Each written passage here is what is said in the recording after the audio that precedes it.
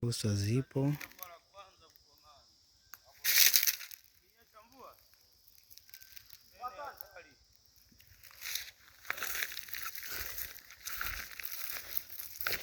Hili shamba ni 1.5 eka.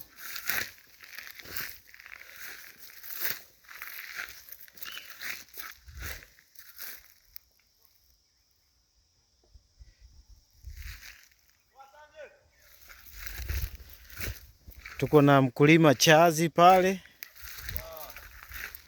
wasalimie.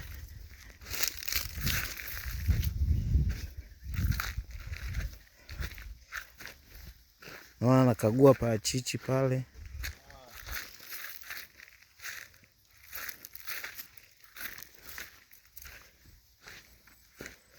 Karibu bwana Chazi. Uko live?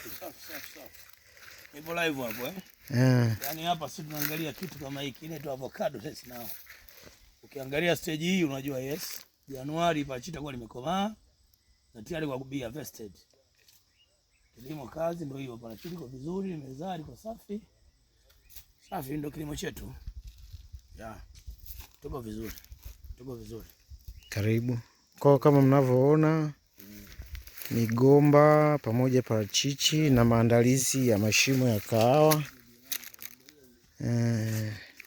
Ili kuanzia mvua za mwezi wa 11 kahawa zipandwe Kwa kama mnavyoona ni futi 4 kutoka shimo mpaka shimo. Na kila hatua nitazidi kuwashirikisha ili mjue unaweza ukafanya intercropping ya kahawa na migomba pia inakuaje, na faida zake pia na madhara yake. Karibuni sana.